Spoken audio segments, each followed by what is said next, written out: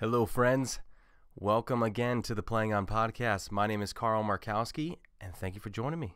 This episode is with Nick Amrhein. He is a professional photographer from the Toledo area. Moved out to California, had a bunch of experience out there. Great story, great guy, and I think, you know, with the more I do some of these that are kind of outside of paintball, it kind of let you see what else is out there and hear other people's stories. And, you know, in photography, we all know that there's a whole nother world to paintball photography and the time and work and effort that goes into that. And I think this episode in particular will kind of bring you into that world of starting your own business, you know, especially in photography and kind of what it takes. So I'm trying to, with this episode, give back to the paintball photography world. I thought this one was super interesting. Nick's a great guy. But before we get into the actual podcast, quick thank you to our sponsors. Dr. Paintball now has a trade-in program where you can sign up, you can trade in your gear, and get something new I believe it's every time you trade in your gear, like once or twice a year, you can actually trade it in. And I think it's a great idea. They also have the financing option as well on any of their gear. And if you head to drpaintball.com, either on the used gear side or the new gear side, they have all kinds of stuff up there. And if you use the promo code PLAYON, PLAYON, you can get a free gift for all of the podcast listeners out there. So thank you to Dr. Paintball. Check it out, drpaintball.com. We are also brought to you by Carbon, who have the CC line out. So it's the SC line, but just not as wrapped up in a pretty bow. So the SC pack, for instance, has the pump in the back for the back support. The CC pack does not have that. It just has a cushion. A stationary cushion itself. So there's a few differences, but it's still high quality stuff. It's great products. Also, another new thing out here is the thermopods that actually change color when they get too hot. So go to carbonpaintball.com, check it out, and if you type in capital TPOP at checkout, you will get 10% off your entire order. That is for all of the Playing On podcast listeners. And also, if you guys are interested in having a sponsorship by Carbon, you can just email me, carl@carbonpaintball.com, and we can talk some stuff over, especially now that Carbon has partnered with GI and Empire. So the all-in program, it encompasses Carbon paintball products as well. So check them out. Last but not least, we are brought to you by Planet Eclipse, who have the best paintball markers on the planet.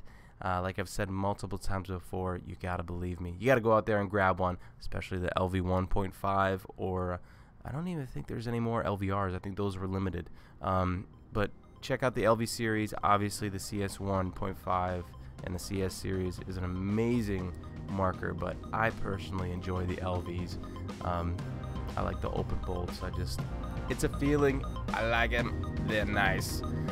So check out all of our sponsors. Thank you so much. And now, without further ado, here is my podcast with Nick.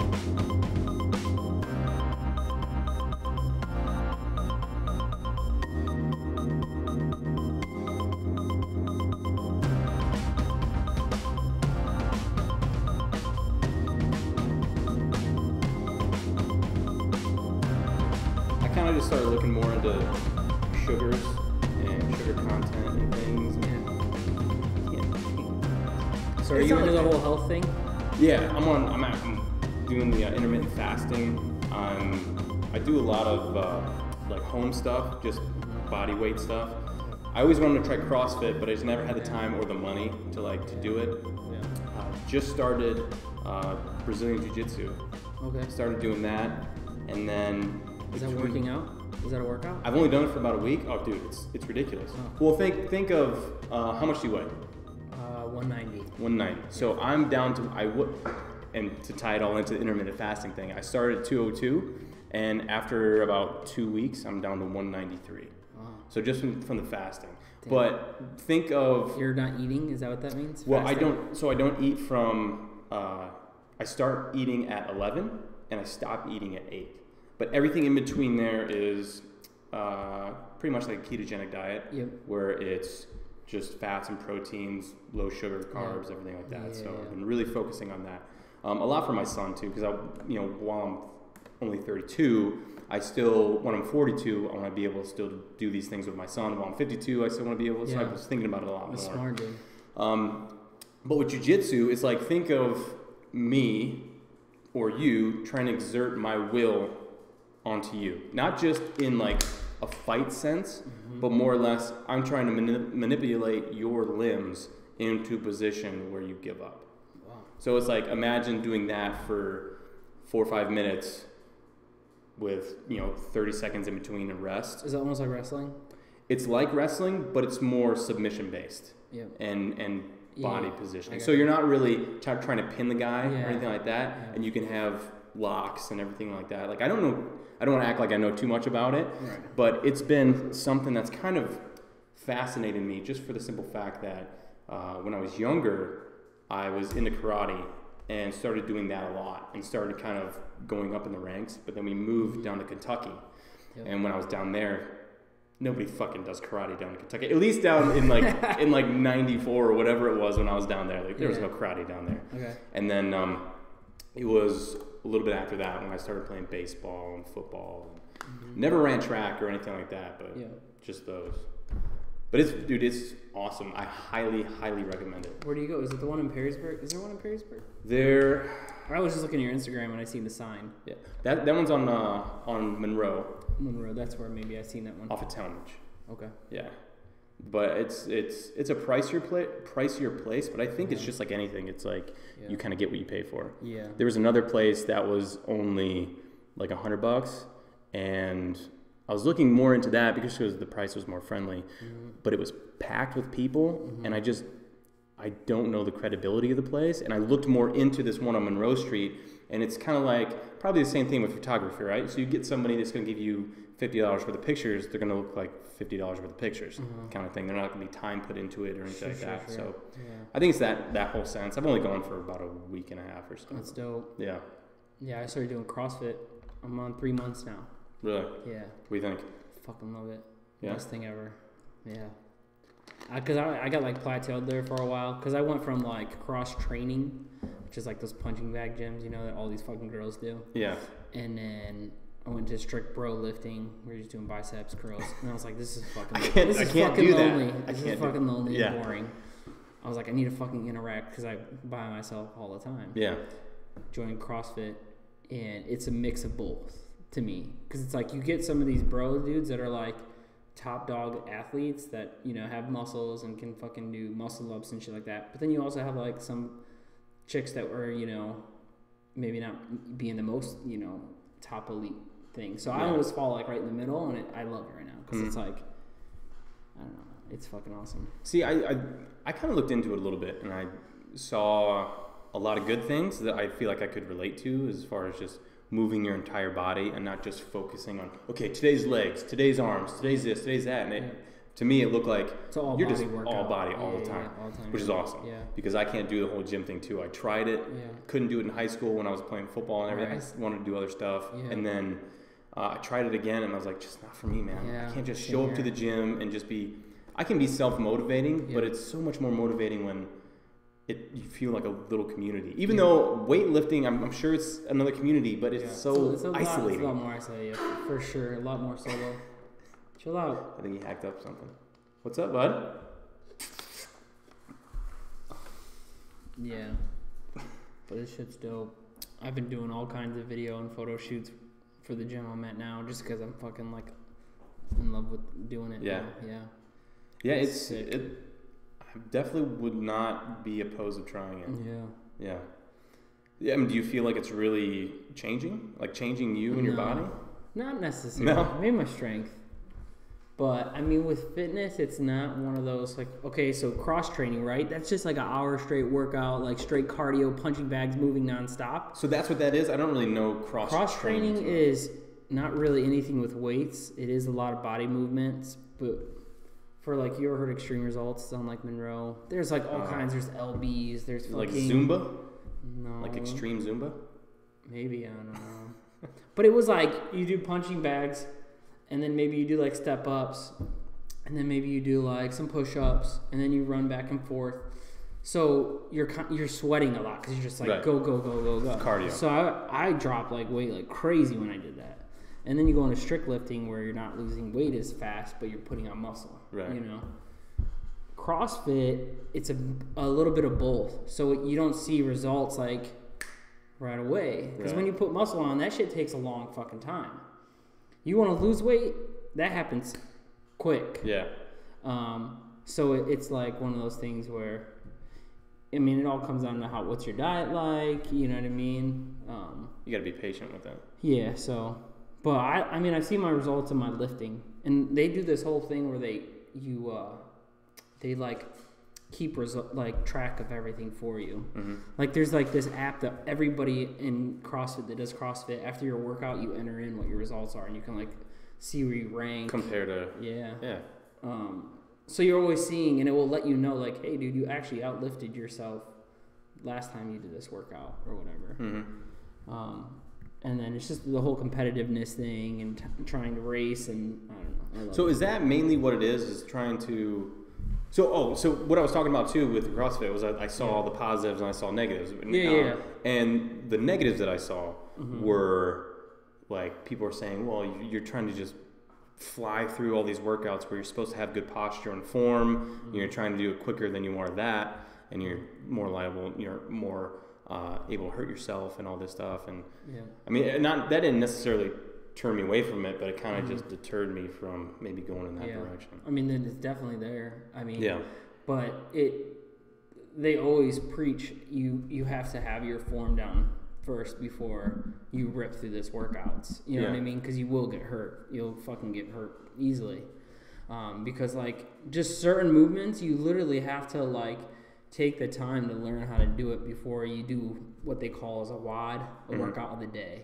Okay. Which is every workout is timed. It's like, all right, there's gonna be 20 seconds on the clock. See how many times you can get through this workout, or like they'll give you like a round, I guess you would say, and see how many times you can get through that round in 20 minutes. You know what I mean? Yeah. So is it like HIIT with weights? Yeah, it's kind of like HIIT training. Yeah. It's just go, and it's incorporating a lot of weightlifting. It's a lot of like putting the barbell and stacking weights and doing dips or shoulder presses, or they do like these things called like snatches. It's where you just pull the bar up and you catch it. So it's a lot of that. It's dumbbell carries, a lot of pull up. I fucking hate them. They look stupid. I always say it looks like a fish out of water. They're called kipping. Is the one where you swing out and you gotta like... It looks like you're cheating to do pull-ups. that's the first thing I thought. I was like, is that how you do it? I'm like, dude, I fucking hate that shit. But I don't know why they do that. This shit looks so fucking stupid. Yeah, it's like, I wonder who the first person was who was like, dude, this is how you do it and this is how it is. Like, no. It's how it looks. Everybody's like, okay, like, all right. You could do 30 kips in a row, but you can only do like 10 pull-ups. You know what I mean? And it's like, why don't you just do the fucking pull-ups, dude? That's the proper way to do it anyway. Yeah. So what would you be working out in the kips? It's still fucking taxing. Yeah. It's like the same effect you get from a pull-up. It just, you don't get tired out so fast because you're using your body movement. So you can get more reps out of it. Yeah. So I think it's just kind of one of those things where, I don't know, it was like a speed thing, a competition thing where it's like, we don't want to see you burn out after 10 pull-ups. We want to see how many kips you can get. I don't fucking know. It's fucking stupid. It's the one thing I hate. But would you recommend it over, let's say, traditional weightlifting or anything else? It's the coolest shit ever. Yeah. It's the coolest shit ever. I thought of that too. It was kind of in this fork in the road where I was like, okay, I don't like lifting weights, but I don't like being at my house and trying to, motivate myself or whatever. I tried that too. It's so tough. do I go the CrossFit route, or do I kind of go back to my roots and try this Brazilian Jiu-Jitsu thing? Yeah. And I just kind of took that route, and I was like, yeah. It's very, and I'm sure the people in CrossFit can say the same thing. You really learn a lot about yourself. Mm-hmm. Especially, I think, in CrossFit, one, mainly because you have to test yourself, right? You're going against the clock, really. Yeah. So you're going against yourself with the reps and the reps and the reps. Against somebody else doing jiu-jitsu, it's like you are battling your mind in a way because you have to be 2 steps ahead of what this guy's trying to do. Yeah. And you're fucking trying to stay alive because he's trying to put you to sleep, right? In any way possible that he can without striking or anything like that. But he is trying to take your gi, which is, that traditional karate gi. He's trying to take that gi and wrap it around your neck and put you to sleep. And you have to prevent that. And you have to find this happy medium of offense and defense all the time. Right? And know when to be able to work your way up to a move. You might not see it right away, but you go through those steps of, okay, I got his heel back here now. I can possibly do a heel hook or something else, and then boom, it's there as soon as you see it, and then it's over, kind of thing. Wow. So my first day when I did it, we did some drills, did a little cardio, got working out, and then we started doing drills, which is pretty much where you work on a certain move that I don't even know what they would call him. I don't know if they would call him like a master or a black belt. I guess you just call him the black belt. He would show you a move, and then from there you would just repeatedly do it on each other. Like you would get 2 people together, and then you would just do that scenario over and over and over again. Yeah. And we were doing an arm bar and then something else, which was tiring too, because just the drill itself, you still have to kind of move your body and push your hips and flip a guy over or whatever. And after that, it was like, okay, then the last, I think, like 15 minutes of it was rolling, which is actually getting down there. It's like sparring, is getting down there, rolling and working on the moves that you did. Yeah. And I rolled with this purple belt, and it felt really good. Like I felt like I was moving around good. It was my first time, so I'm kind of trying to show like I'm a little athletic and everything. So I'm trying to show them not necessarily show off, but just show like maybe I have potential or something. Yeah.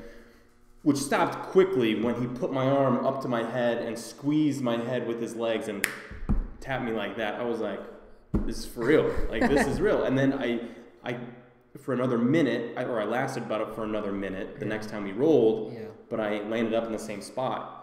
Made the same mistake, right? So it's like you kind of learn this mental side along with, you don't have to be this huge guy or this muscular dude it helps, but you also have to know what you're doing, and I mean, it goes with anything. Yeah, that's the same thing as CrossFit. Yeah.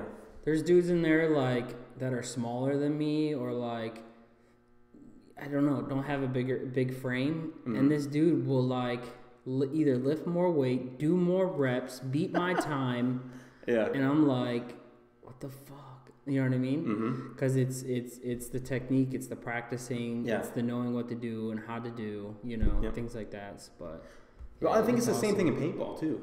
Yeah. Like you walk up in a paintball field and you see guys coming around and they're going around a bunker and they're taking a shot and they're hitting smaller than a pie plate, just coming around, boom, boom, and they're doing these drills and everything, and I think that's just, to anybody out there, like, don't get intimidated at any of this stuff, at CrossFit, at Jiu-Jitsu, at paintball, at anything. You can't, otherwise you're just going to psych yourself out of whatever you're trying to do. Yeah. And photography. Yeah. I mean, you have to go out there and really know and believe that you can do it, otherwise you're never going to accomplish anything. Yeah. So I think that was a good intro. Yeah. Let's talk a little bit, about you. I tend to chatter a bunch, but where'd you grow up? So I grew up in Oregon, Ohio. So basically Toledo, like, is where everybody knows. Knows that town, but I've lived there pretty much. Well, I can't say my whole life, but mainly that's where I grew up. Yeah, all the way up until my high school. Yeah. Did when you were younger, were you in any sports at all, or was it just skating? Yeah, I mean, I started out with the traditional sports, like basketball, baseball, football. what they offer, pretty much. Just, yeah, what it was. I mean, my older brothers were big into sports. Like, actually, my older brother, he's like 20 years older than me. He played baseball at Ohio State, so he always like put me in that realm of being a baseball player, and I always wanted to kind of follow in that footsteps. So I did the travel ball, went to like Little League World Series in New York City, played ball. Wow. So I was like, oh, I'm gonna be a baseball player and stuff like that until I got a skateboard. Yeah. And I was like, no, it's not for me. I want a skateboard. Yeah. So just hooked instantly. Yeah. Yeah. It was like basically when did I get my first skateboard? I was like 10 years old. I mean, the skateboarding slowly started like anchoring itself into my life where it was like that was my passion, but I played sports and then skateboarded all the time. Mm-hmm. And then when was it? It was like at freshman year, I remember I was playing football, and they were doing like those double days where you had to do like practice all day. The 2 days, Yeah, I was like, this is crazy. I don't have no time to skateboard. Like, now I got to pay attention to school. It's like real serious. I'm in high school now. Yeah. I was like, and then I also, it was like a reality check because it was like, okay, you got to be good if you want to be on the starting team, or like the coach doesn't have to put you in. Yep. Like you can sit, and that was like, oh fuck, like I might sit on the bench this whole time. Yeah. So I remember just going back, and it was like after the first game or something like that, I just dropped off my pads, and then I was just like, I'm just gonna skateboard. That's it. I'm done with sports. I just want to skate. Like that's what I really love. So, but yeah. To answer your question. Nice. I actually took up skateboarding a little bit after high school. When I was telling you I moved out to Seattle. Nice. Yeah, so I played sports all through high school, had a scholarship to go to Tiffin University, and I ended up actually putting that aside and moving out to Seattle for paintball itself. There was a facility a multi-million-dollar facility that was an indoor skate park that had skate light on the ramps and everything. That's nice. And the guy who built the one for the X Games, they hired him in to come build this one. Wow. I met Dave Mira out there. Sick. Yeah, it was awesome. And I started skating a little bit before I moved out, but it hit real hard when I moved out there because I started meeting skateboarders. So I would skate during the day, or in the morning I would skate, and then I would work at this paintball field, and then I would play paintball at the end of the day, and then I would go and skate again. And it was awesome. It was, dude, I was living it up. And then did you get the ollie down and everything? Got the ollie down. I remember it vividly in my head too, because there was this time I met this skateboarder. I forget his name. I have a terrible memory too. Was he professional or? No, he wasn't professional, but he has been skating since he was like 3 or something like that. I remember his face. I'm terrible with names, but I met him there. And he kind of almost like took me under his wing. Yeah. And I met him on the mini vert, and then he took me aside. And he goes, "Well, do you know how to do anything else?" Because I just kept trying tricks and not doing anything. And I was like, "Well, I don't know how to ollie yet." He goes, "What?" He's like, "You don't know how to ollie yet?" I was like, "No." And he invited me with him and some friends out to this place that he knew. And there was just this little gap of a sidewalk, and then it was just like 1 or 2 steps. He goes, "I want you to ollie that." I was like, "What?" He goes, "Yeah, I want you to ollie that, and we're not leaving until you learn, until you do it." Wow. Dude, it took me like 5 hours, and I finally did it. Wow. And I was like, I felt so accomplished after that. Dude. And then there it was like 5 steps, 6 steps. I started doing a bunch, and then I started a little bit on the vert, started on the mini vert, and started actually doing tricks on that. Wow. And then from there, I started getting into snowboarding. Okay. And I kind of got this time in my life where it was like, okay, well, you know your abilities on a snowboard, because I started trying like big things and I was landing them. I was like, okay, I'm either going to hurt myself doing this and then not be able to play paintball, because my paintball career actually started taking off too. Wow. And I was at this fork where I was like, okay, paintball or snowboarding, and I'm out here for paintball. So I ended up taking the paintball route. Right. Because that was like your first passion. That's what you went out to Seattle for? Yeah. A buddy of mine, he was an old coach of a team that I played for in Toledo. He moved out there to manage that facility called Thrill Zone, and he was like, "Dude, if you ever want to move out here, I'll give you a job. You can ref the paintball field. You can play as much as you want. Do this." And after high school, I was just like, I don't know what I want to do. Mm-hmm. I don't want to join the military, which I almost did because my stepdad was in the Air Force. My dad was a Marine. My grandfather was a Marine.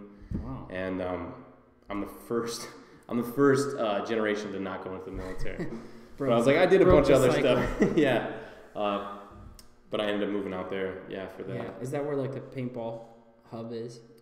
No, it's more or less California. There's a lot of teams based out of California and Texas. I mean, there's paintball all over the place. The team I play for now was huge in the early or mid '90s, and I think the early '90s too. Chicago Aftershock. They were a force to be reckoned with back then, which we're trying to build that back up. And I don't know how they did it with the seasons and everything, because out in California and Texas, they're playing all the time. Right, but that's the meccas are out there on the West Coast. Gotcha. Yeah. Same as skateboarding. Yeah. That's all that stuff. Uh-oh. That's my GoPro. It's yelling at you. Needs to eat. Yeah. It's all right. We got a clip. So, you found skateboarding. Yeah. Decided that was what you wanted to do. What took it to the next level? So, I'm a professional photographer and videographer, and that's skateboarding is what kind of, skateboarding is what introduced me to that. So I started skateboarding at 10. Somewhere around 14 or 15 years old, there was a kid who started like putting a skateboard team together. And he like made these cool shirts that were orange and it said "Guilty" across the front. It was called Guilty Skateboards, and I was like, I want to be a part of that. Yeah. And he's like, we're gonna start making a skate video. I'm like, whoa, a skate video? Like, that's legit. And he had this big like shoulder camera where you had to take a VHS tape and pop it in and roll. A huge VHS tape in the side of it. Yeah. I remember those. And I remember like him having it and letting me film him skateboard because we were gonna like make this video. And I just remember that was like that moment where it's like it makes sense, like this is what you should do. Yeah. Because it was just so exciting filming something and then being able to play it back and see what you shot. Yeah. I mean, just for the aspect of one, just it's exciting to film as it is, but then when you can see yourself skateboard or do film tricks that's something else you're passionate about. Like combining those two is just like the ultimate. And you can critique yourself at that point too. Yeah. Like, oh, you want to have better style. That needs to look clean. And then so that was like the next step of what led me to what I do now for a living. So, are you? Was that your senior year or was that right after high school? So the whole introduction to the camera, that was probably around 7th or 8th grade. But I started skateboarding early into elementary, like when I was 10. Yeah. So that was probably like 10 years old, like 3rd grade or something. That's like right. that. Yeah. So the camera thing and everything didn't happen until like later on. But skateboarding, like I said, I skateboarded and played sports. And then skateboarding really got serious at that point where in high school now, where I was like, I'm not going to play these sports. I just want to skateboard. Yeah. And it was like, I want to skateboard, I want to film. You want to commit to it. Yeah. Like, I know what these two things are I love. You know what I mean? It's like, I'm going to film and I want to skate. And I had got my first job when I was 16 years old. It was like freshman year at that time. I started working at a Markowski Pizza. It's like a pizza place. And all these skate videos that I grew up watching, I seen that they had this certain camera. It was called the Sony VX. They had the 1000 and then the 2000. It was like a built-in handle into the camera, and they had the big depth lens on it. Yeah. The fisheye. I was like, I got to get that camera. Like, that's how I'm going to make it. Yeah. So I saved up every paycheck, and it was like $2,000, and I bought that camera. And at that point, it was on. It was like, we're making skate videos. We're going to Woodville skate park. There was like an indoor skate park that I lived at. Josh Jarzinski. Yeah, dude. Yeah. That was the spot. So you went there too? Yeah. On a board and a bike. Okay. Yeah. I was terrible. Dude. So you had tried skateboarding back then too, as well, but wasn't as committed to it. I enjoyed it, but to me, I felt like there wasn't as much potential to put the effort into that as there was in paintball for me. Yeah, that makes sense. But I remember that place. Dude, that place was sweet. I mean, it's huge. I mean, for the viewers out there, Woodville Skate Park was indoors. An indoor skate park at a mall. Yeah. And I mean, I don't even know how many square foot, but at least maybe 20,000 square feet probably or something. Dude, it was a whole store, yeah. like inside it of was the a mall. whole store before. I don't know what it was before, but it was basically a shopping store and turned into an indoor skate Thinking park. about it, I can't remember what it was before. Me either, dude. I just remember it being the skate park. Yeah.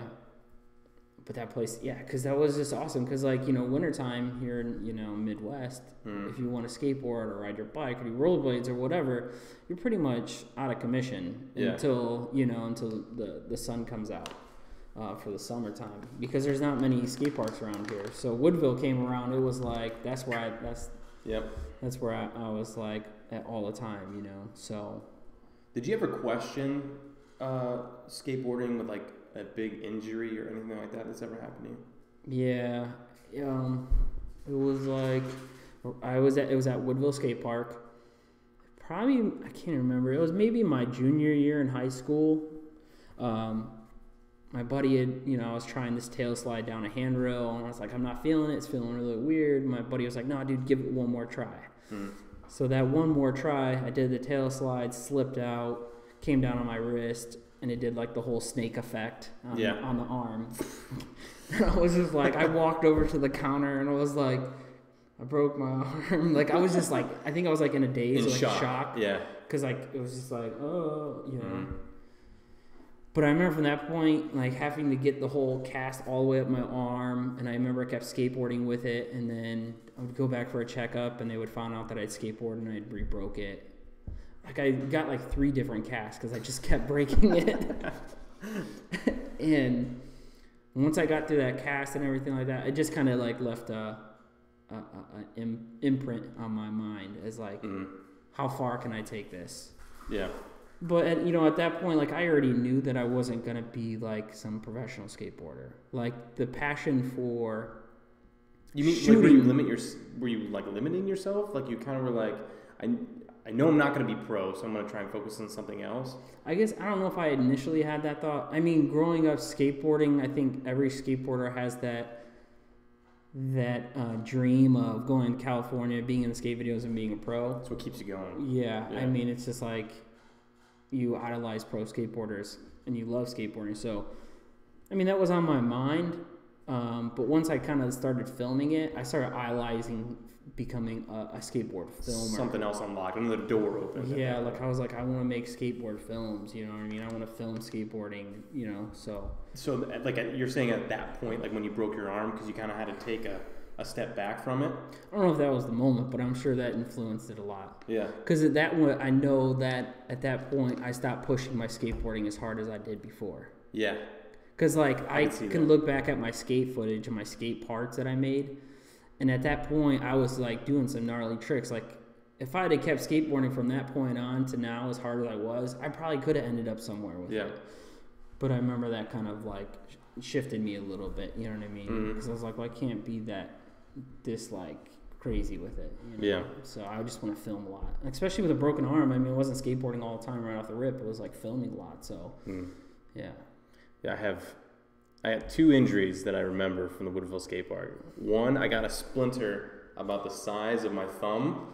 Like, I was coming down, and I came up the wall, and I kind of, like, I hit something or whatever. Like, I think it was, like, a notch or something that was taken out. Because the big thing there was that the skateboarders, to me, what I noticed, skateboarders didn't like the bike riders.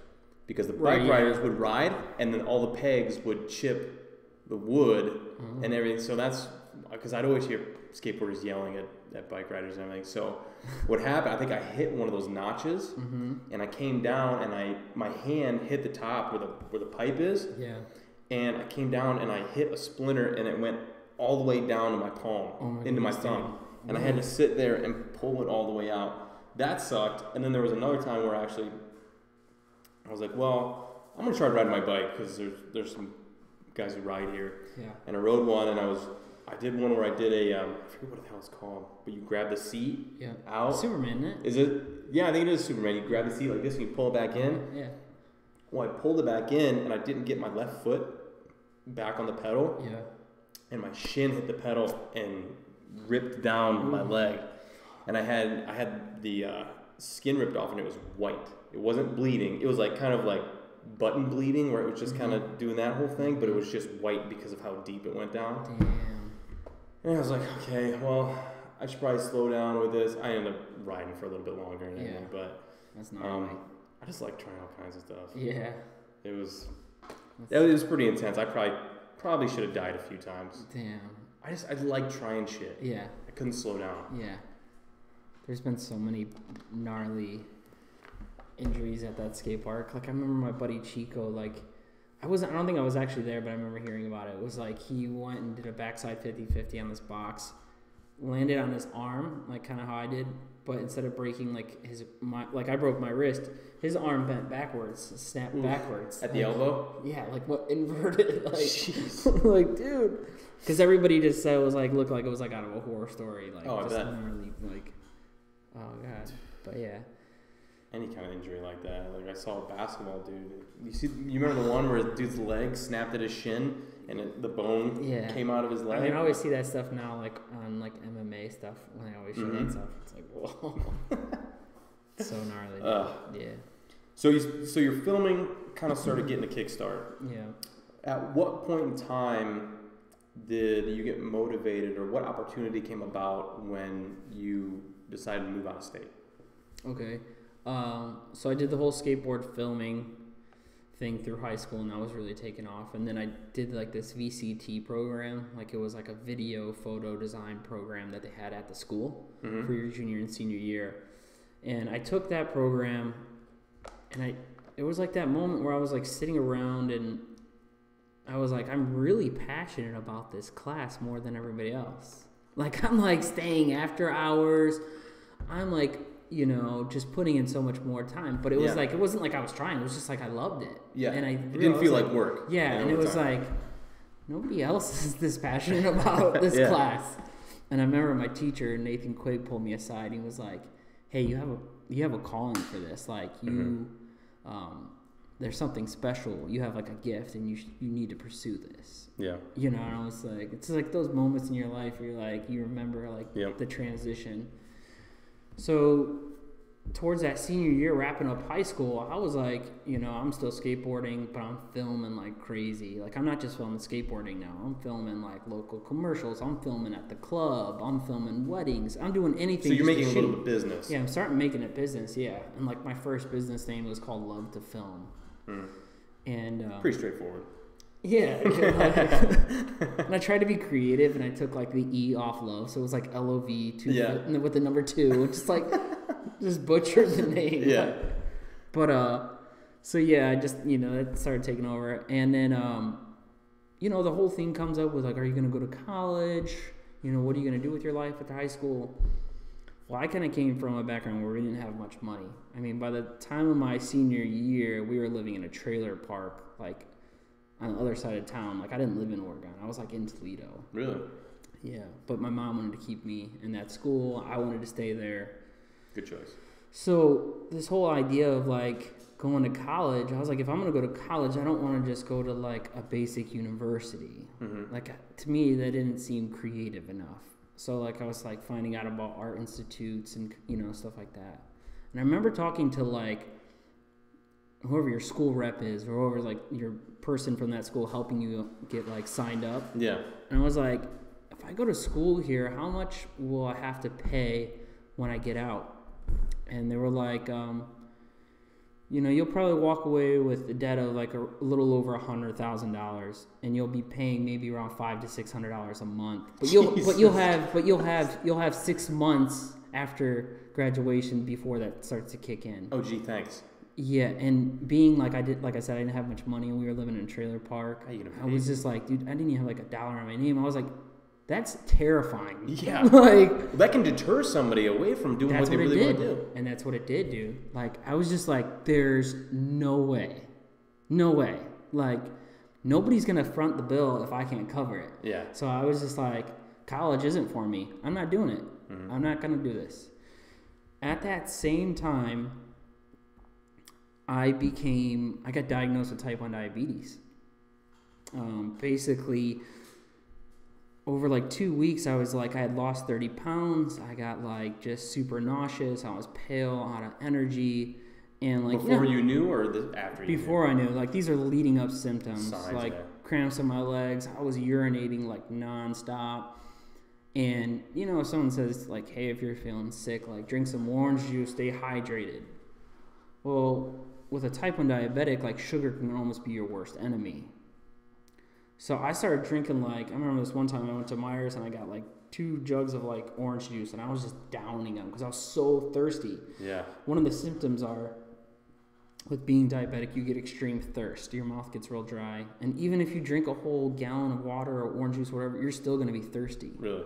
It's crazy. So the bad thing is I was consuming all this sugar, which is actually making it worse. Mm-hmm. And then it was raising my blood sugar to the point where it got deadly. So basically I was like drinking all this orange juice and I started falling felt like I was falling asleep. Mm-hmm. And it didn't feel like the right kind of sleep. And I remember calling my buddy because it just was blurry. I couldn't see. And I was up at the house by myself and I said, dude, you got to pick me up and take me to the hospital. Something's like wrong. I feel like I'm falling asleep. I can't see. It's blurry. He rushed me to the hospital. I remember throwing up in the emergency room. They rushed me in. And they knew like right away, they're like, your blood sugar was like 1,500, which is supposed to be, a normal person should be around 100. Wow. They were like, if your buddy didn't get you here like within this hour, like you probably would have died on that couch. You would have slipped into a coma and then you would have died. Jeez. I was like, damn. Yeah. So that was like an eye opener for sure. Cause then my life changed, you know, I had to like switch up everything. But with just like figuring out what to do with high school and then that happening, I was like, you know what? I've been watching skateboarding videos in California as a kid. I know that's where filming's at and everything is. That's where I need to go. So I think I had like $1,500 saved up. I had a Honda Civic with a bumper hanging. I had 200,000 miles on it. Packed up my stuff. Another buddy of mine from Oregon had lived out there, and we rolled out and went out to California. I was just like, that's where I need to go. I'm going to go. Without no plan, no nothing. And did the drive feel like it took forever? No, because to me, like, I had never really been on a vacation or really traveled much. So it was awesome. Like, I was like one of those gone into the wild things. Because we're pulling over. Like, dude, let's go check out this place. That's awesome. When you don't have a set time to be at that destination? Yeah, and we're just sleeping in our cars, like, with all our stuff. Like, let's go check out. I remember we stopped in, like, Omaha. And we're like, let's just walk around the downtown. And, like, you're young. You, like, don't care. It's like... No bills, no... Yeah, you know... Oh, we're in a desert. Let's just pull off and shoot some pictures here. Yeah. You know what I mean? Just like, you know, no awesome. Mission, just... Straight journey. Yeah, just living, you know what I mean? Yeah. So, that was super amazing, but yeah. So, what was your plan when you got out there? I mean, did you not really have one, or what did you find out there that worked, and how long were you out there for? Yeah. There was really no plan because at that point I was so shooken up of the possibility that I just died. Yeah. To me, I was like living life. I was like, I almost just died, so I'm gonna do just whatever. I just want to go out there and like not have no plan. I just want to live, you know. Right. But when I went out there, basically I just knew that I wanted to be filming, shooting photos, anything in that environment. So. When me and my buddy got out there, we like slept on one of his friends, like, you know, on the floor for a few weeks until we found an apartment.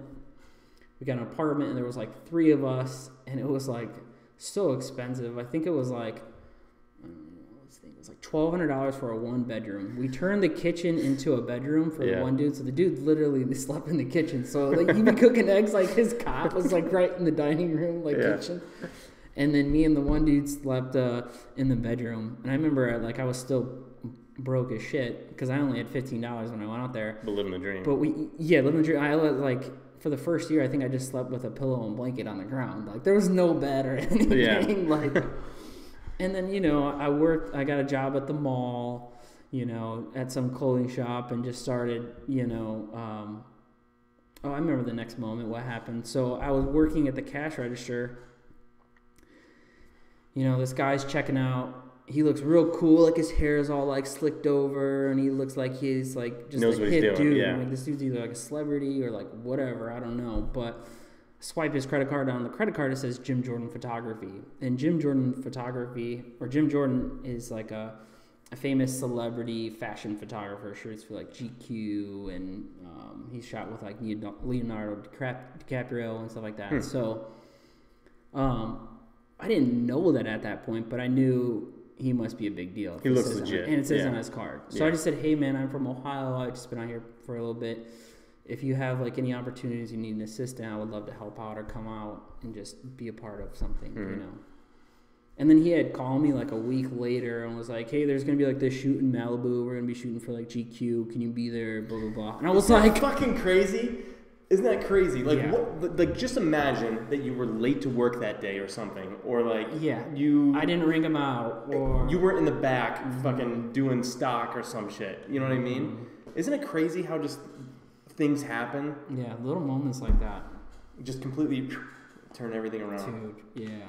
And that's kind of like a part of like being in California, because it's like the land of opportunity out there or whatever, you know what I mean? But yeah, that was like one of those moments, because at that point I was starting to break down. Like we were broke, you know, I was working this small job, and like, dude, I was like, I don't really know what I'm doing out here. Your determination just kind of started. Dude, I was like, I remember living off like a loaf of bread and like peanut butter. I'm like, dude, this is ramen. This is actually getting pretty bad. This is, I mean, I came out here, this is cool, but, you know, I remember having that moment. I remember calling my mom, like, I don't know what I'm doing, this is, like, crazy. But I stuck it out, and that moment kind of, like, helped push me, you know, a little bit further, because I started assisting with him, and then I met other photographers then that were also assistants, and started meeting friends and stuff like that. Let me think from there. And then, really, I just started shooting on my own. And you just kind of like make, you know... While you were out there? Yeah. I was like, yeah, of course still shooting all the time. Yeah. But yeah, I would shoot with models, or I would try to, you know, link up with skateboarders and shoot some skateboarding at the local skate park or whatever. But... So were you just freelance at this time? Yeah. I mean, I've always been freelance, I guess you would say. You know what I mean? I've never really worked for somebody with photography and video, you know what I mean? Right. So, but yeah, I was just out there shooting, and, you know, there was like Craigslist, and you could like look to see what, you know, what jobs are going on, or someone needs you on set, and I would try to like get on set or help out and stuff like that. So just anywhere and everywhere is where I was trying to help out. But the next big step, I would say, was I landed an internship at like an advertising agency. And let me think how that came about. Basically, there was another photographer friend of mine that would come from Arizona to LA to assist with this like celebrity photographer named Kevin O. And he was like, dude, I can't be there all the time. You should go assist when I can. So I remember going to the first day that I assisted on, I was like at the LA River, and it was for a West Coast custom shoot. I'm talking like those dudes, like, I don't know if there's like the reality show you ever heard of, and it's like the guy that's always like this, you know? Yeah. But like we're shooting with like some gangster cars, we're shooting like in the LA River where they shoot all these music videos, and it was just that next moment where after I helped on that, they were like, hey, why don't you start interning for us? Like 3 to 4 times a week. We have an office downtown LA, and that was that next transition, because working there, I worked there for about 1.5 years interning, and working under Kevin, I learned how to shoot photography in like a professional standpoint, how to make like a call sheet, how to set up your lights, learning exposures and how to work with your camera, how to work with your talent, wardrobe, composition, location scouting, like basically learned everything, how to be a professional photographer from that internship. And that really helped shape and mold me a lot, because I was so young. When you're young, you're like a sponge, so anything you get like tossed and, you know, you'll like take in. But that was amazing, dude, because we being from Ohio, like celebrities, like that shit's fucking cool, man. Like California alone is cool when you're from Ohio, but like being in California and being around celebrities, like that's fucking sweet. You know, it's not too many people do that, you know. Who do we have? Like Jamie Farr, Yeah, and now Jamie Stipe Miocic from UFC, who just won. I don't know anything about that shit. I don't follow that. The dude's from Toledo, though? The heavyweight championship. The dude, no, well, he's from Cleveland. Wow, that's But he beat this Francis Ngannou monster dude, like this huge black guy who's just the last guy he fought in the first round. I think in like, I don't know, a couple minutes in the round, just blasted him into the fucking next atmosphere. It was crazy. Yeah. And they were kind of hyping him up, and Stipe was just like, well, I'm just gonna fight. I'm just gonna do what I want, you know. Mm-hmm. And he just proved it last night. But wow. But yeah, I mean, we don't have. I mean, we're not the mecca of famous people. Yeah. Really. So, and I know exactly because I played for a team out of California, and I know exactly like what you mean. It's just kind of just has this kind of ambient famous feeling because we just see it through the tube. Exactly. We see it through the internet, but back in the it was like you've seen it in movies and stuff like that or whatever. Mm-hmm. So the thing was, it was like assisting for this dude. It wasn't just shooting like we were shooting cool stuff. Like I remember like the West Coast Customs, like that shit's still. Yeah. We shot with. Is that what got you hooked on bikes or interested in bikes? No, the motorcycles didn't even come back until like later on. We can speed up to that though. Oh no, wherever we want to go. No, dude, we're good. I don't even know. Just hit me with another question. Well, so how far into California? How many years into California? 3. So I did 3 years until the point where I'd got done with the internship. I was just they weren't hiring. They were not at the point to bring me on. Mm-hmm. So I just started shooting myself still. You know, trying to run my own business. I was working 2 jobs, working a front desk job at a hotel, and then working as like a bar back at a restaurant in like in Santa Monica area, and doing 2 jobs and then trying not to be a starving artist again can really start to get to you. Oh yeah. So I remember living in Long Beach, and I was like 1 block from the beach. I was living in like a 3-bedroom house. I had I had one of the bedrooms, and I think I was paying. I think it was like $1,000 a month or something like that. It was like something crazy high. Because like when I first started out there, it was like $375 because we're all splitting it. But like, you know what I mean? Eventually you start to grow a little bit. Mm-hmm. But at that point, it was just like, I'm not backtracking. Like I can't go share a bedroom with somebody. Like I don't want to backtrack. Yeah. I don't want to eat bread and peanut butter anymore. You've come this far. Yeah. And it just started getting bad again, dude. Like I remember like having to take my clothes to the thrift shop and sell them just because I needed some fucking money. Mm-hmm. You know what I mean? I was like, dude, this is horrible. And I just had a breaking point where I was like, you know what? I think I've gained a lot of experience being here these last 3 years.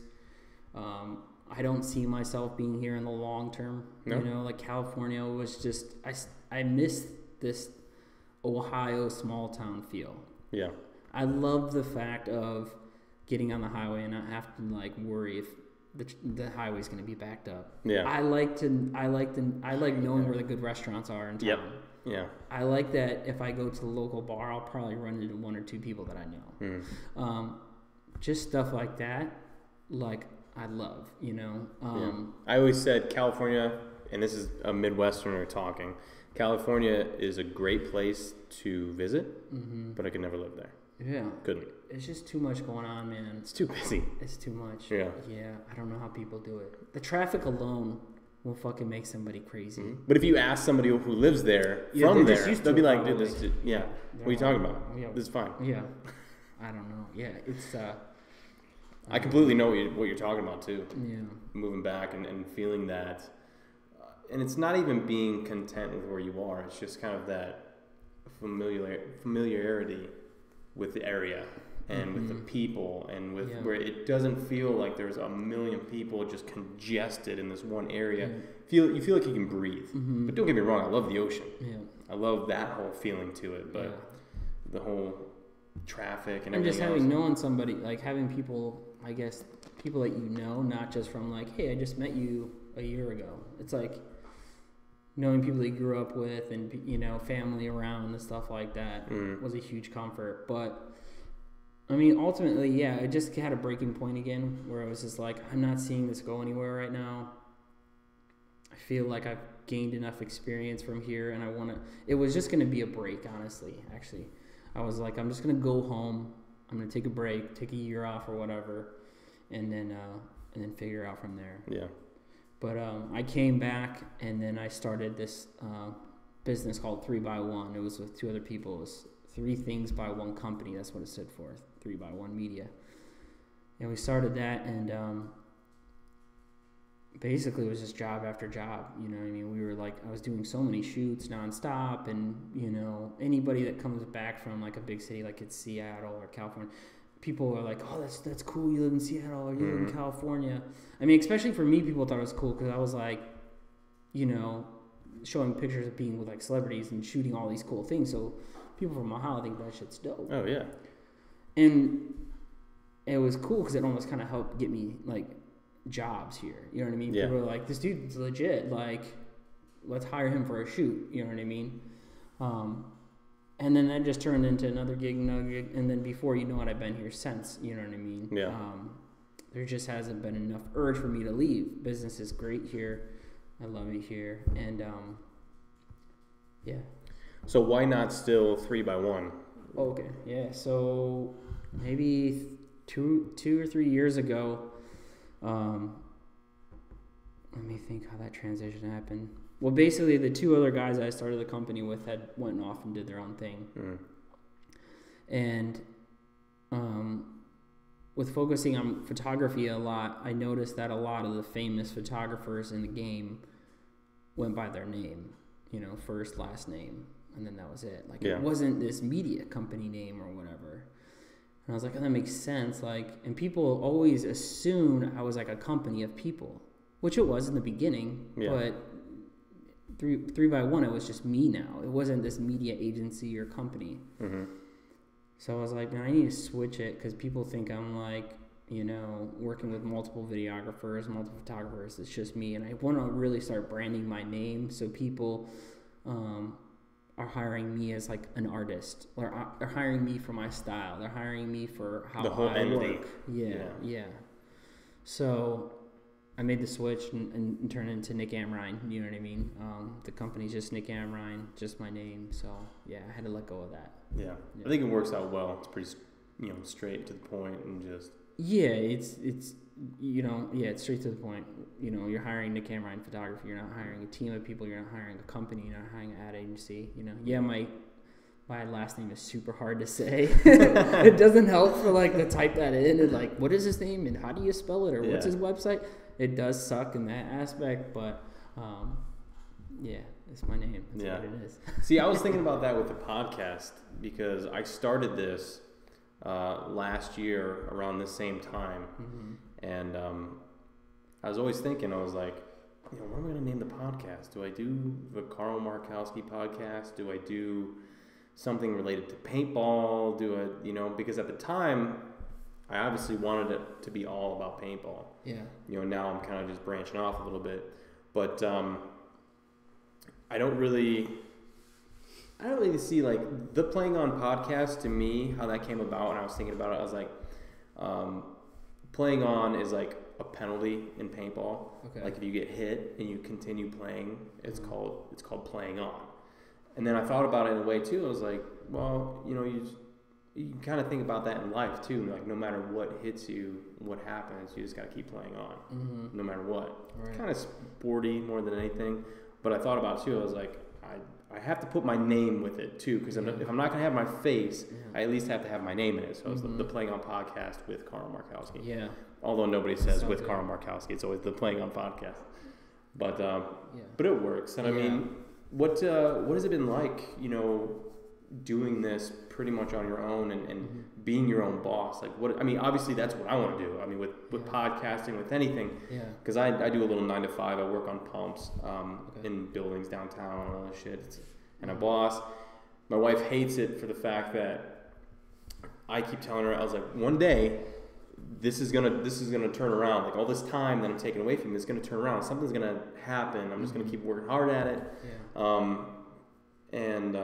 just can't continue the 9 to 5. It's just like, I understand the whole feeling content and people, you know, well, I have a paycheck every time. I don't want to worry about if I'm going to get paid or not. I don't want to worry about retirement or anything like that. Right.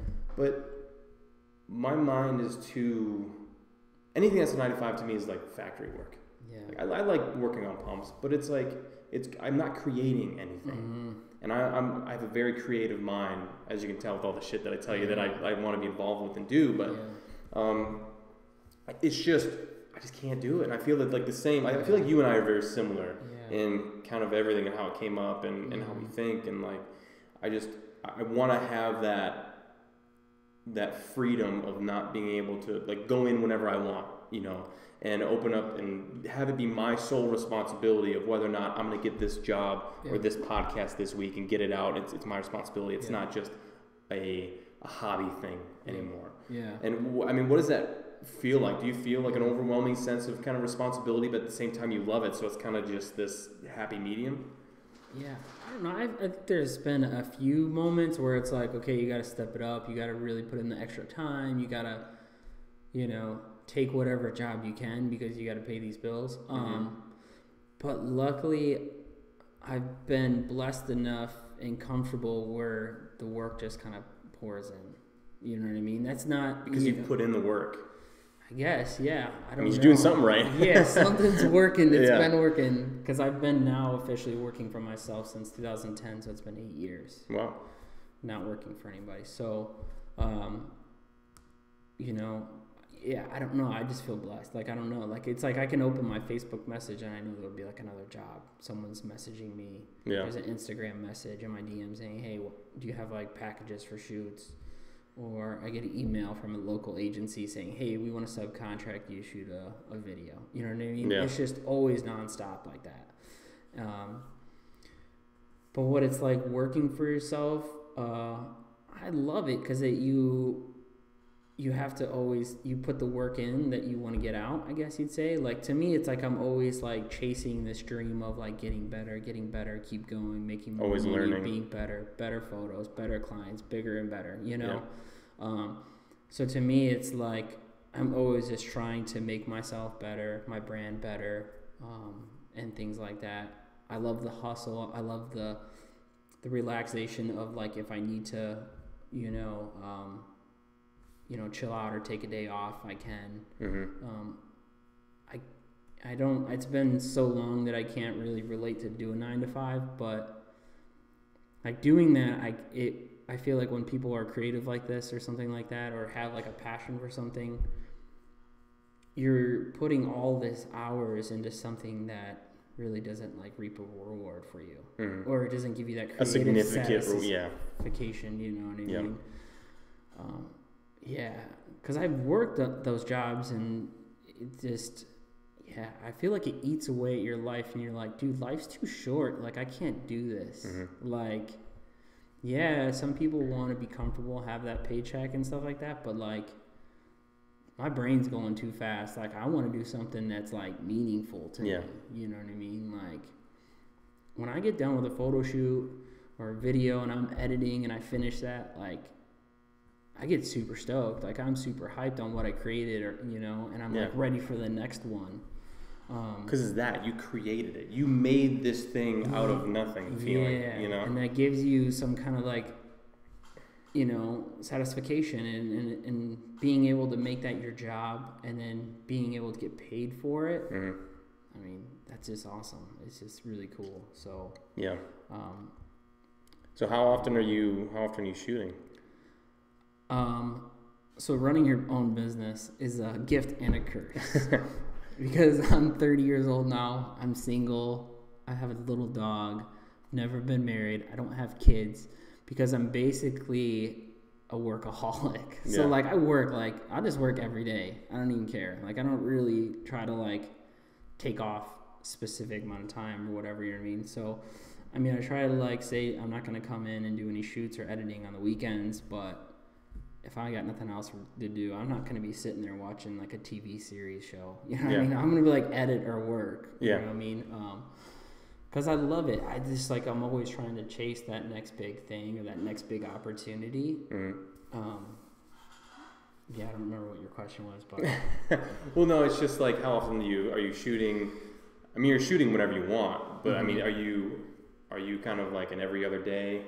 You're trying to have a shoot go on, or do you need that time in between to be able to edit Are you juggling multiple projects at one time and trying to get done? Sometimes it just gets so backed up. I mean, most of the time it's usually like maybe 2 shoots a week, and then the rest of the time is editing.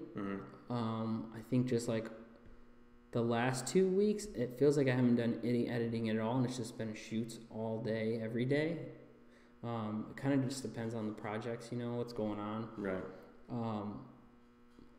But yeah, usually it's obviously it's a lot more time spent behind the computer. You know what I mean? It's running the business, it's doing emails, it's doing your social media, your the editing and stuff like that.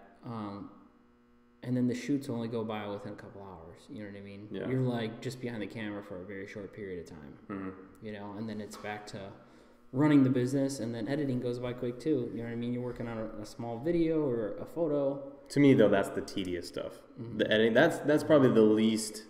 I like the end result, but that's probably the thing I like the least about doing this whole thing is just the tediousness of cutting stuff up and because in your head you have it already, the end result, right, of what you want it to look like. Yeah. But it's actually just doing those step by step is the thing. And it depends on what you're editing.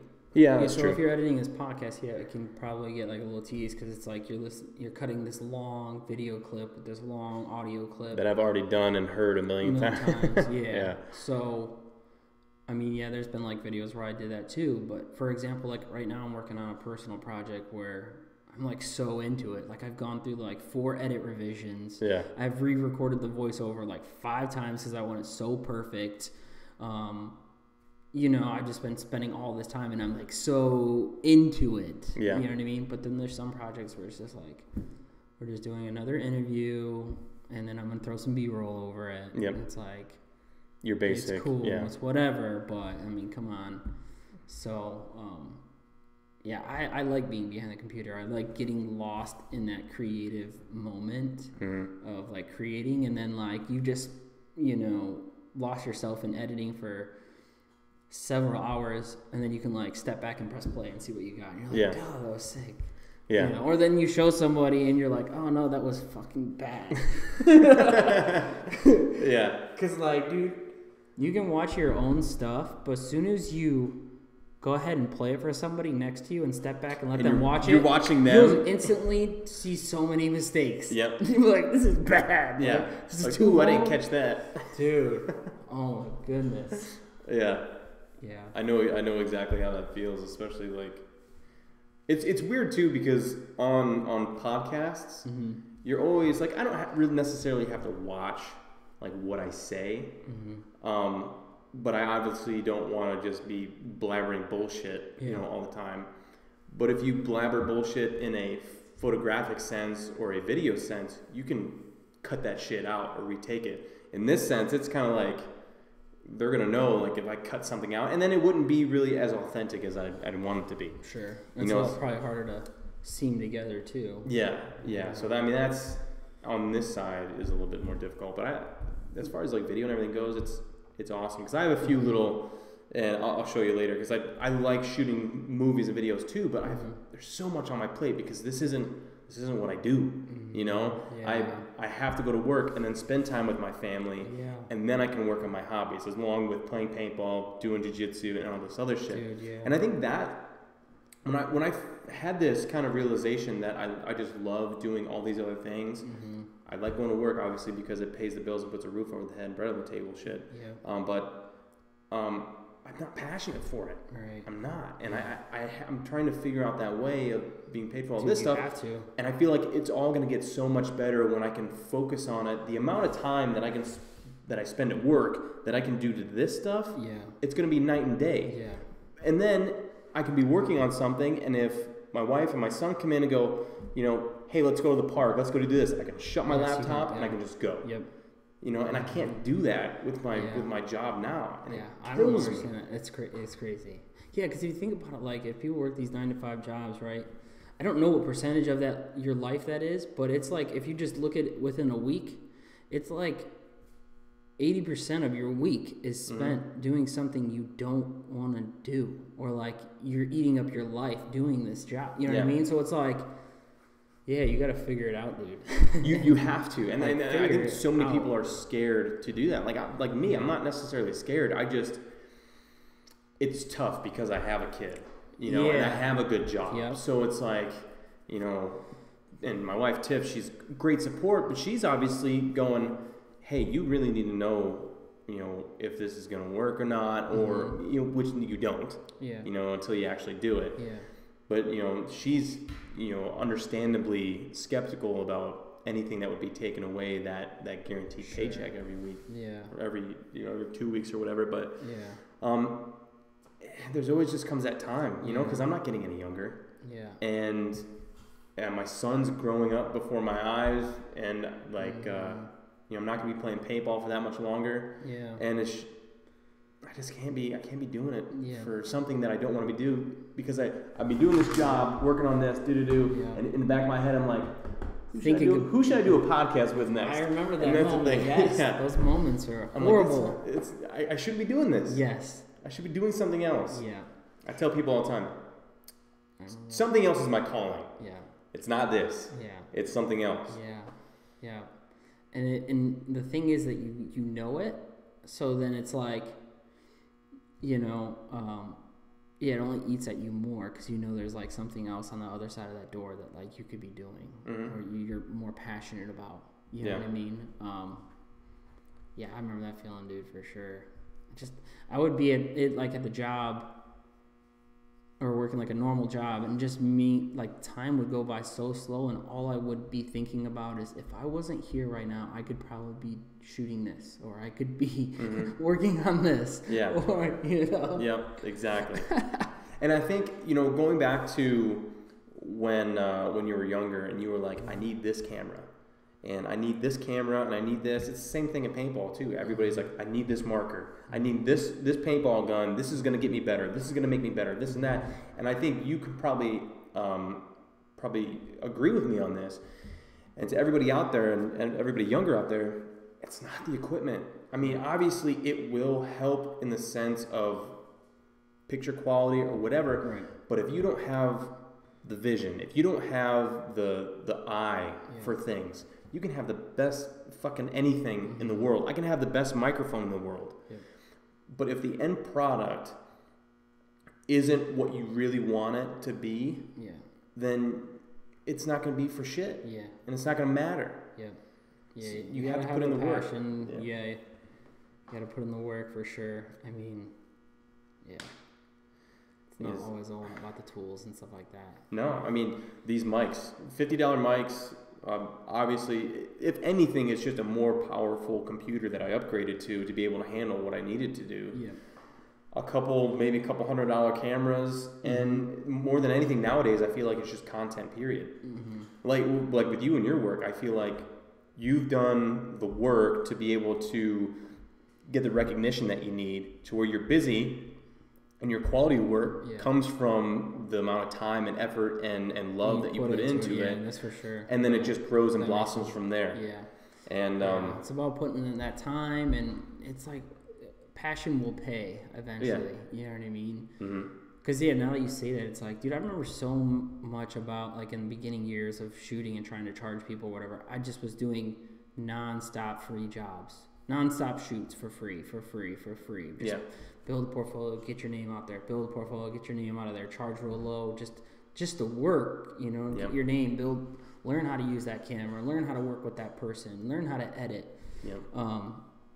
And then just putting in all that time, it's just benefited me so much. You know what I mean? But if you can do 10 free shoots, and one of them comes back to where, oh hey, I got this other guy who needs photos, or they spread the good word that you did something great. That's all you need. Yeah. It's always that opportunity knocking at the door that you haven't even seen or heard yet. Yeah.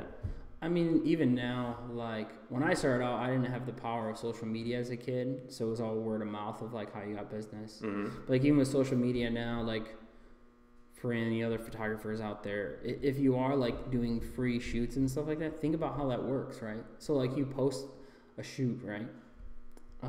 They don't know you did it for free. Someone's probably going to see that and be like, oh, I would like to get a portrait like that. And then you get paid. You know what I mean? Yep. So, I mean, I feel like kids definitely have a really good advantage of making themselves, I think it's a double-edged sword with social media. Yeah. Because I feel like the market's flooded with however many people are using that certain platform. Yeah. But then you are also a part of that platform if you use it, and it's just using it. And there's actually a whole paintball photography is huge.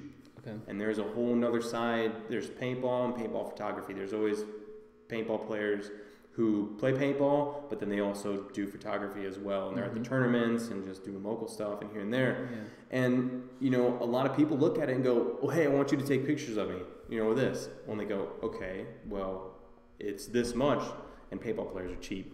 Okay. So they're like, oh, no, I can't do that. And I don't think people realize how much time and effort, and also with paintball photography, is that you're dealing with being outside on the ground in the dirt, getting those kinds of angles, getting shot, dealing with broken equipment because it's getting shot, and the oil, the paint itself getting all over the place. Yeah. There's so much that goes into it. Yeah. That I don't think the people who want the photos really can understand. Yeah. I mean, that just comes with being a photographer and videographer. Yeah. Yeah. People devalue the worth of it. The power of what it takes to get a picture. Yeah. You're my friend. Let's go shoot. Or let me get a shoot real quick. But maybe when I was like 20 years old, I got tattooed on my stomach, time is money. Because I remember like telling myself, dude, like your time is worth something. Like you're putting in this time. And that's just time. It's not like everything you just said, like laying in the mud, knowing probably how to shoot the paintballs, possibly being, getting your gear ruined, there's so much other things like that. Yeah. And when it comes down for me, it's like, luckily I don't have anybody question me anymore, you know what I mean? Because it's like, obviously this is what I do for a living. Like, of course I'm going to charge. Like, I would never just ask you if you're a plumber to come over and fix my sink for free. Like, you would be like, what? Like, yeah, just come over and fix my sink. It's messed up. What do you mean? That's what you do for a living. Come exactly. on. You know what you're doing. No. So I look at it the same way. It's like, well, why would you ask me to do something for free? Like, I got to make a living. You're almost offending me if you're going to have me do it for free. Exactly. Like, I can't, like, you don't want me to, if I don't make money, then I'm not actually going to be able to do this anymore. I got to go back to, making pizzas. Exactly. Exactly. Well, and the good part about being your own boss, too, is you can compromise. Right? Yeah. Especially if it helps you, or if it helps both of you, because let's say the one guy is his social circle of is people downtown or whatever, and then you can start kind of working that into, hey, I'll do a free shoot for you, or I'll do half off this shoot, and I need you to recommend me to these people or whatever. You definitely do things that kind of help accelerate your portfolio or potentially get you leads or other jobs and stuff like that. I do a lot of the time, I do a lot of passion projects that hopefully lead to bigger and better jobs, things like that. So if you want to talk about it, but I'd like to get a little bit more into your diabetes. Has that kind of slowed you down at all in everyday life, or what is it like, to have type 1 diabetes? Sure. So for the viewers out there, there's the category of diabetes. There's actually two types. There's type 1 and type 2. Type 1, there's only 5% that make up the diabetics. The rest, 95%, are type 2, which is a crazy huge statistic, like difference, So type 1 is majorly found like through younger adults, teenagers, and young adults. Type 2 usually comes on with later on when you're maybe a little bit overweight, you don't exercise. It's actually self-inflicted almost in a sense. So it's more preventable? It can be it's irreversible. Like you can potentially like get rid of your diabetes if you have type 2, because it came on because of lack of nutrition. You're overweight. It's mainly people that are overweight or obese. So that's where that line is drawn between type 1 and type 2. Yeah. Okay. Type 2, their pancreas still produces insulin. It still works. Type 1, my pancreas just like doesn't work at all.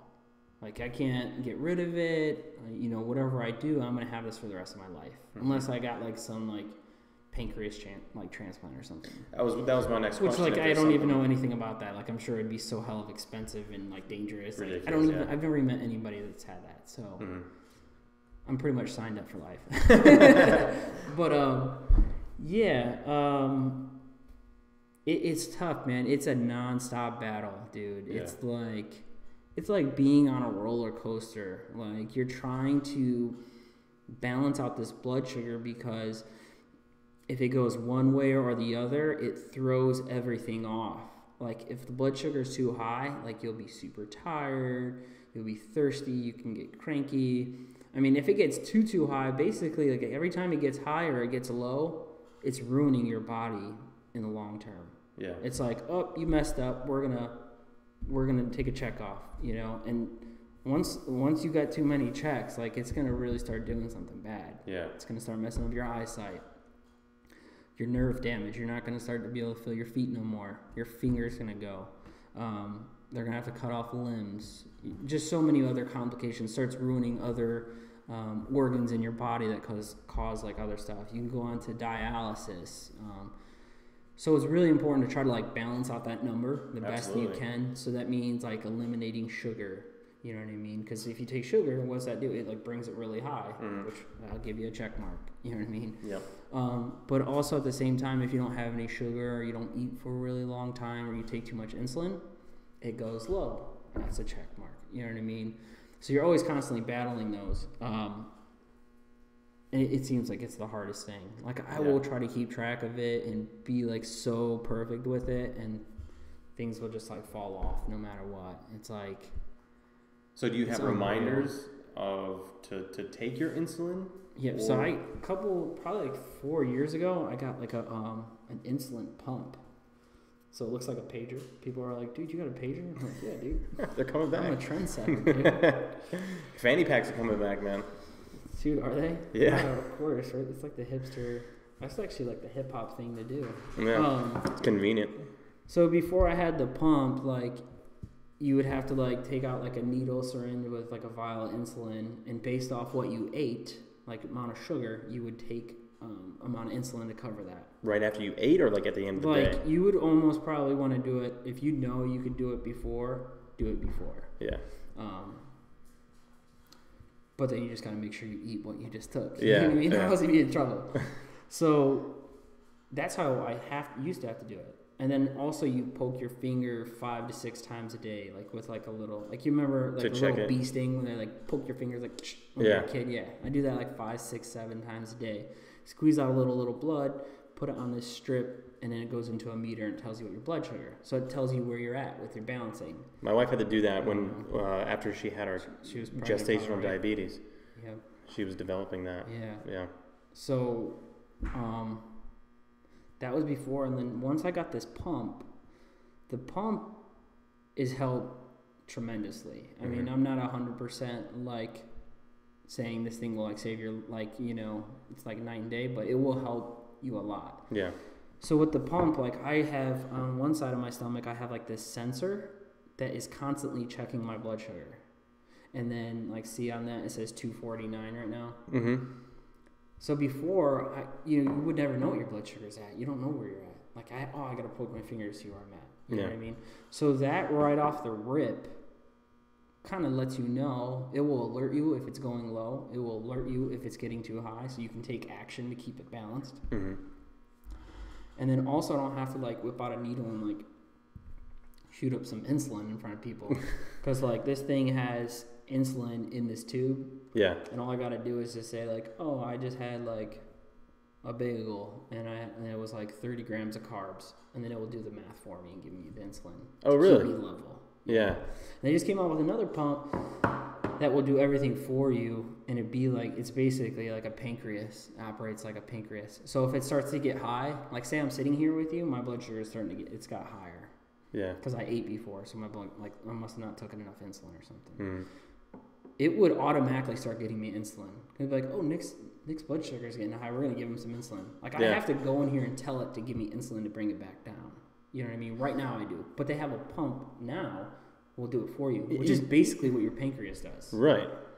It will say, like, oh, Carl just ate. Let's give him some insulin. Yeah. Oh, Carl's blood sugar is getting low. Let's cut off the insulin and to wait till it gets back up. It's just self-regulating or regulating. So this one I still have to, manually put it in. Yeah, because, like, if it's starting to go low, it's going to continue to give me insulin. Mm-hmm. I just have to, like, suspend, don't give me any more insulin, and I got to go find some, like, orange juice or something to bring it back up. Yeah.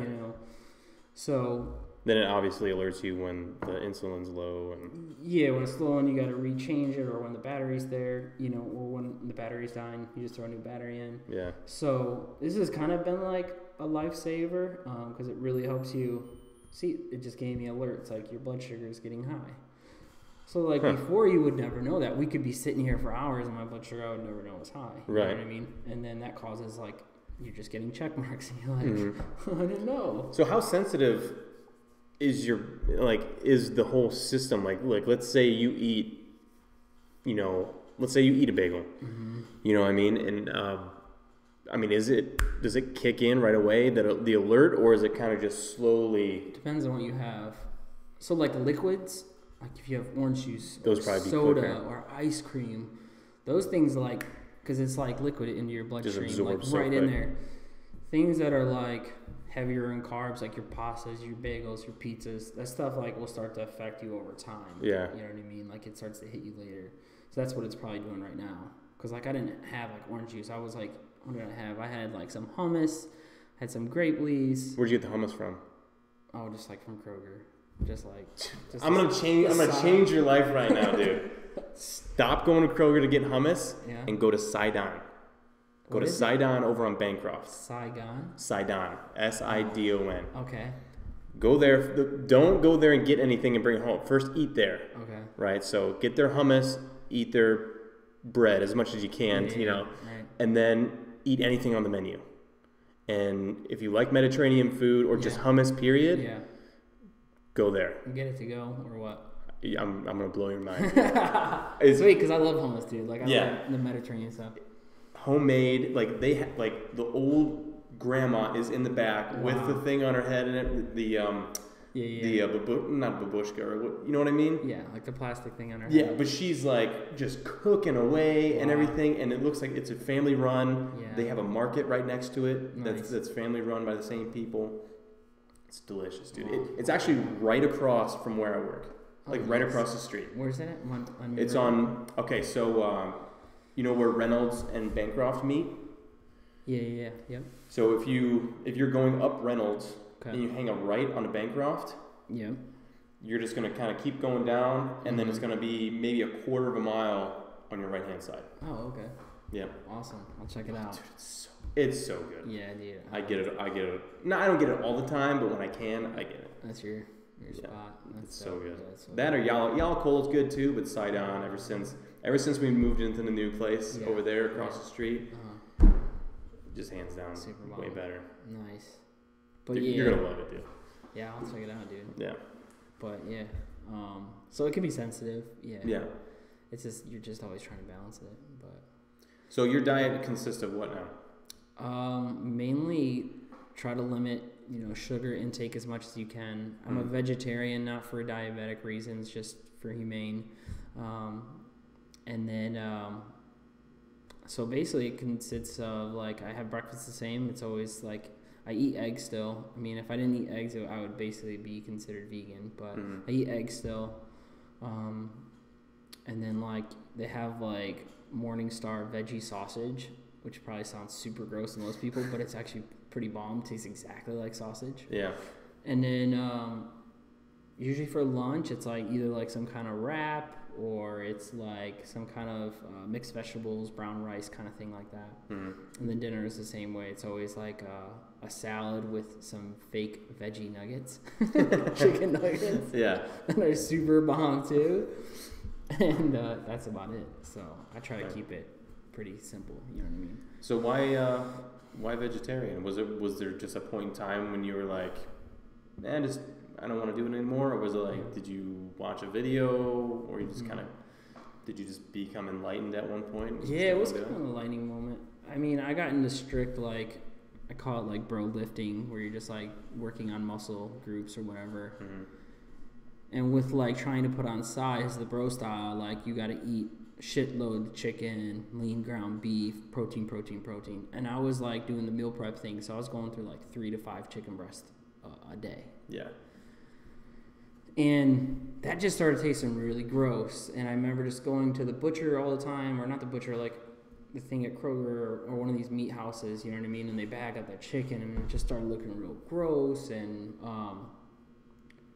I started watching these like documentaries on Netflix. Yeah. Just because I'm like really into, at that point, with like trying to get fit.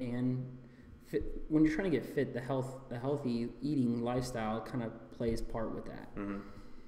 So I started like just educating myself as it was with eating, and I just started watching these documentaries, and it wasn't even just like the animal ones. It was just talking about like food in general. Yeah. And like the first thing I found out was like how our food is made with all these chemicals and stuff like that. And like if you're not buying like organic, like most of your stuff is gonna have like 30 ingredients on it and like can be disease leading. Yep. I was like, for real? I'm like, wow. Like I didn't know that stuff would be disease leading and like what they're making our food with. Mm-hmm. And then with that led just to how animals were treated. You know, like to me, I guess I never really thought about it much. Like I was just like, okay, like I know like there's a slaughterhouse, and you know I've seen Rocky before, and the animals are hanging in the cold or whatever, mm-hmm. you know, and they take a butcher knife and they chop off whatever, and that's how you get a chicken wing. The part of it that I didn't know, I just was where it's got today, like how they're treating the animals, and like you start to see that in these documentaries, the massive farms and everything. Yeah, like I didn't see like what they were doing with all these chickens and how the cows were treated. And it's not this, like, amazing picture that's painted for advertising where it's like Uncle John on the farm with this chicken and he's holding a rake and he's smiling.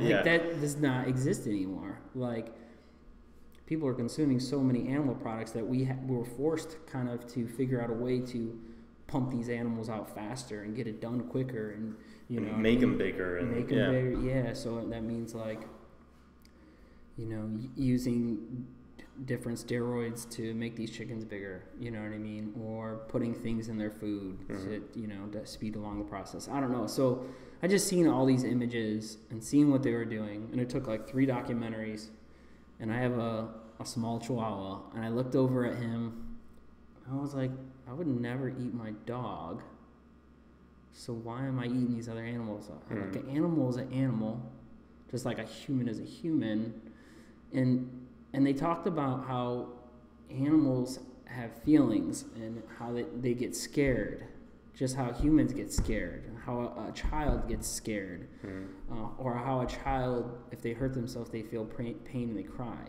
And all kinds of animals do that too, not just a horse, not just a cow, but chickens do. Fish get scared. You know, all these different things that I'm like consuming are like scared, and they're going through like torture. Like they're not just like being put out like simple. Like it's like straight up torture. Like they're dragging the shit along, like torturing these animals. And that's all they know is that life. Dude, and it's like, I'm like, dude, I'm like contributing to like the Holocaust for animals right now. Yeah. And like I don't want no part of it. Until they like change this shit, I'm not eating any animals. Which I don't see happening. And I completely... I don't see it either happening. And it's been like a year now. I think people are becoming more aware, you know, and things like that. Definitely people are becoming more aware, like, how our food's made, because, like, this whole organic boom is taking over and saying, like, non-GMO or, you know, no artificial flavor. So, obviously, that shit's kicking in. I think maybe eventually people will start to be aware of how animals are being treated, but it's very hidden, you know. Yeah. It's super hidden. So... I don't know. I just don't want to be part of it, I guess. Yeah. No, and I completely respect that. Yeah. Like I eat meat, and I've been thinking about it actually within the last year. Mm-hmm. I listen to the Joe Rogan podcast, and he hunts all of his meat. Yeah. Elk and deer, and I look at him like there is, and they're wild game. and they kill it, and they eat that whole thing, and that is how they consume their meat and get their meat. Mm-hmm. And I was thinking about too, and I don't hunt or anything like that. I would love to, just because of that whole contribution. Like I took this animal, I took this animal's life, and I put it on the table, and that whole process.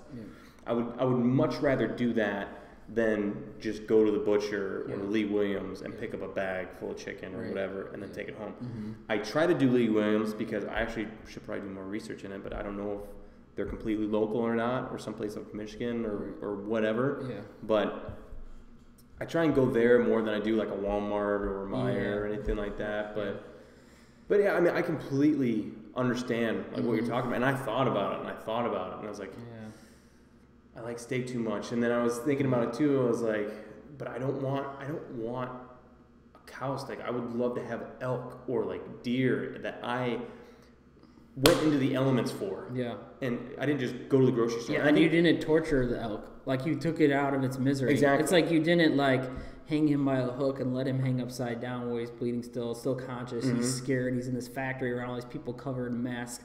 Yeah. You're not doing that. Mm-hmm. You're doing it the right way, which is, like, straight up, like, Indian style, like how that shit was meant to be. And like, even though the bow might seem more, of a torture thing, but either this animal is going to be taken out like this by me, and I'm not a hunter, but I'm just saying it, is going to be taken out like this, where I shoot with an arrow, bleeds out, dies, or it's going to break a leg and freeze to death, or it's going to be eaten by a lion, a cougar, a whatever, or possibly old age. Yeah. But I would much rather have that happen than, gates closed, just pumped full of shit, and you know what I mean? Yeah. I don't. Yeah, the whole torture thing just freaks me out, because I'm like, if they can feel that they're scared, like, that's just gnarly to me. Yeah. Because like, I'm like, dude, what if my little dog was cooped up like that, being pumped with needles? Yeah. And people are eating them. I mean, that shit happens in other countries. People eat dogs, so I'm just like, you know what I mean? It all just kind of made sense to me. It's just, so yeah, that's the main reason. Yeah. Yeah. It's. I mean, it's not easy. For sure. Means, you know what I mean? I think the same thing for sugar. Yeah. I mean, look at all the shit that has sugar in it. Yeah. Oh my God! Like, ever since I started becoming more aware of what I'm eating and what is in what I'm eating, it is ridiculous. Just the little fucking things. Yeah. And I've been trying to regulate that out almost completely as much as possible. Yeah. And it's tough. Yeah. It's real tough, especially for my son. I mean, that's the biggest thing, because it's like, I'm trying to he's a picky eater, I'm sure, just as any toddler would be. But trying to find something that doesn't have less than 11 grams of sugar in it or something like that, because he's not eating his vegetables, so we have to mix in fruit or something, trying to find something that he eats. He doesn't like the shredded chicken or anything like that. He has to have the Tyson nuggets that we get him, which I wish he would eat the other chicken rather than that, produced chicken nugget thing. Right.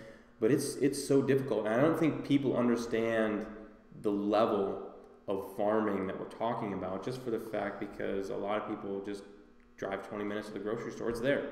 Yeah. It's just right there. Yeah.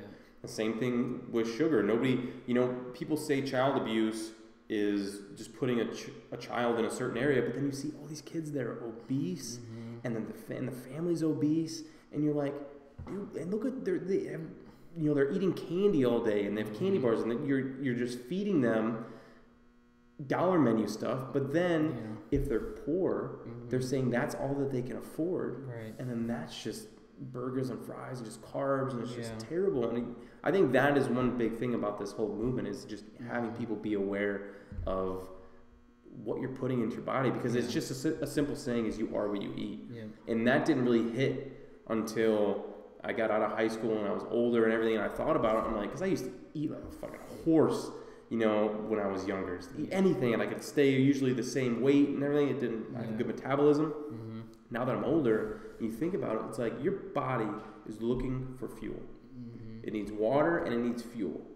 And if that fuel is chips, fucking pita bread, white bread, just all this bagels, all this shit. You're not giving it any of the fuel that it really needs. Exactly. Yeah. And then it's going to perform like shit. Yeah. And it's going to cause disease leadings that, like, I was talking about those checks boxes that eventually are going to add up. It's the same thing with eating, dude. People that eat shitty, you know, it's just going to catch up to you later on if it hasn't caught you in the ass yet. Exactly. And it's only going to get worse the older you get. You know what I mean? You're going to end up with some kind of disease leading. You're going to get either type 2 diabetes. You're going to have to deal with that shit. Yeah. That's why they say with working out, a diet goes right along with it. Yeah. Because if you feel tired, if you're wondering why you feel tired and you're wondering why you're not feeling motivated or you're making bad decisions, I mean, it all goes right down to your diet. Yeah, there's this awesome documentary. It's called The Sugar Film. Have you seen that yet? I heard of it. I haven't seen it yet. So good. Yeah? Is it on Netflix? So much. No, I think you have to like Amazon it or something. Okay. Amazing what you learn on that. But I mean, they just talk about the simple fact of, you know, humans were supposed to have like 6 to 9 teaspoons of sugar a day, and for every teaspoon there's 4 grams. So how you were saying, like, you're trying to find something under 11 grams, you know what I mean? Like right off the rip, like say you had a can of Mountain Dew. Let's just say if you drank a can of Mountain Dew, what is that, like 30 or 40? Or something okay, so like you take 4 into 36. That's your whole daily amount of sugar in that can alone. So any other sugar on top of that is just leading to becoming overweight. So if you're questioning yourself, why am I overweight? Go ahead and just count how much sugar you consume that day, divide that by 4, and see how many servings you got. And it's really easy to get over. You're like, oh, maybe that's contributing to my weight. Well, and then also why they say carbs too, at least the complex carbs, is take a look at that, because your body's going to break that down, you know, and turn it into sugar. So it's like you just gotta watch what you eat, man. The greener the better. You know, and if you eat meat, you know, obviously try and go organic as possible. But if you have a heart. No, I'm just kidding. Exactly. If you have any kind of sympathy, save these animals. No, I'm just kidding. But I know a lot of people who are probably listening to this podcast are, you know, not from Toledo, Ohio. But where can anybody find you if they're curious at your work? Sure. Make sure you grab a pen for this one. Basically, my website's Nick Amrhein. So it's Nick, and then the spelling of my last name is AMRHEIN.com. Pretty much search that name on any social media platform. You'll find me under Instagram or Facebook. So are you a traveling photographer, or are you just local? I am a traveling photographer. It just depends on the gig that I get, things like that. So I'm considered a freelance. So like this past year, I did a job. I was back in Los Angeles for 5 weeks shooting a motorcycle that festival, right? Show. I've done a couple different festivals events in California, but this one was for like a web TV show through Harley, and that was like 5 weeks. Nice. And then, different opportunities. Like, I'll get sent out to shoot different events. Like, I go to Texas, I'll be in Florida, you know, wherever the job goes. You know what I mean? It all just kind of depends. Like, I just got booked for a job to go shoot in South Carolina in 2 months, and then I'll be going to Milwaukee for another event, and then I'll be back out in California. So I guess, you could say I'm a traveling photographer, but there's no set agenda. I guess it helps, too, that your dog's portable. He never comes with me. No. That would be pretty cool. No, he'd be a distraction for sure. But my brother just watches him. It works out. What about social media? Where can we find you on social media? I don't know. Instagram, just search my name, Nick Amrhein. I think my username, if you like type that in, it's Nick AM Photo. Facebook, how do you find someone on Facebook? I think you have to use their name. So you just type in Nick Amrhein. I think that, and it'll come up. Nick Amrhein. Same thing on YouTube. It's Nick Amrhein. Cool. But the website's my coolest feature because that's basically like my portfolio, showcases like my best work and stuff like that. So check that out. All right, everybody, go follow Nick. Give him a like, a click, a subscribe, all that good stuff. I appreciate it, man. Thank you so much. Thanks, bro. All right, we'll talk to you. All right.